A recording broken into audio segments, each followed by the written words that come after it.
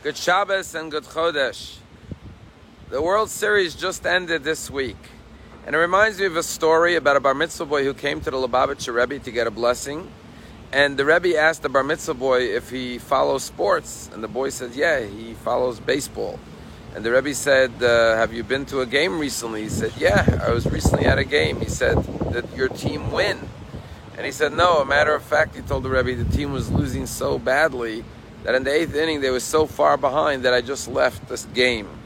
The Rebbe said to the boy, tell me, did the players on the losing team also leave during the 8th inning? And the boy said, of course not. And the Rebbe said, why not? And the boy said, because they're the players, they have to play till the end. And the Rebbe said to the boy, always remember in life, you could either be a spectator or a player. A spectator, when the chips are down, things aren't going well, they quit, they walk away.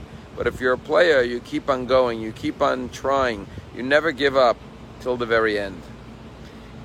In this week's Torah portion, we have the story of Rebecca. She and her husband Isaac could not conceive a child. And after 20 years, they were blessed, and she got pregnant.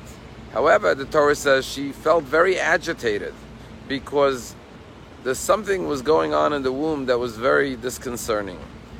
And our rabbis say, what was it? So the rabbis tell us that every time she passed the house of Torah study, of prayer, the synagogue, the baby was pushing, kicking to get out. But then when she passed the house of idolatry, the baby was also pushing and kicking to get out. So she was very concerned. She said, what's wrong with my child? Is he confused? Is the child is schizophrenic? So she went to the study hall of Shem Ve'ever and inquired from God. And the answer came back that you're not carrying one child, you're carrying two children. And these two children, of course, would become Jacob and Esau. One would run to the synagogue, to Torah study, to perform mitzvot, and the other would run in the other direction, to idolatry.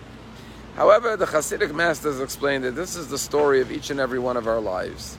That sometimes we have the most noble, sublime, righteous impulses. We want to do good, we want to be kind, we want to be loving, we want to be positive, and other times we become negative and small and judgmental and angry and jealous and lustful. And sometimes we're confused and we're like, who am I? Am I the person who just prayed and studied Torah and was generous and kind and non-judgmental? Or am I this mean-spirited, angry, negative, and lustful and driven by negative and base impulses? And the answer is, you're both. You have a godly soul and an animal soul. The righteous feelings and desires and aspirations come from your godly soul. The negative ones come from your animal soul. And like the Rebbe said, we're all players. We're all in the World Series. We could change the world through our actions, but we have to be players. We have to never give up. We have to keep on fighting our negative desires and impulses. And even if we feel that we've lost one day, we're down, doesn't mean we give up. We keep on striving for good, because when we look in the mirror at the end of the day and we ask ourselves, who am I? Who do I identify with? Who do I want to become more of? Do I want to follow the lead of my animal soul and become that person, animalistic? Or do I want to follow my angelic, holy, spiritual, noble, righteous side? Which side resonates with me? And who do I want to develop? And of course the answer is your godly soul. We all know the feeling of doing good versus the feeling of giving in to temptation. And that's the message of the struggling two fetuses in the womb of Rebecca. It's a story told about the first chief rabbi of Israel, Rav Kook. He once saw a Kohen in the synagogue who was not going up to do the priestly blessing, the duchening, and he went over to him and he said, you're a Kohen, why aren't you going to do the priestly blessing?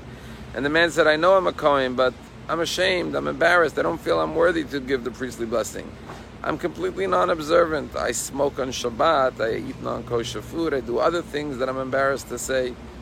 Rav Kook said, I want you to go do the priestly blessing and do your duty as a Kohen. And when you finish, you should say to yourself, I'm a Kohen. I just blessed the congregation in the synagogue. How can I do these other things? We all have a choice to make. And this week's Parsha tells us, let us choose to be Jacob.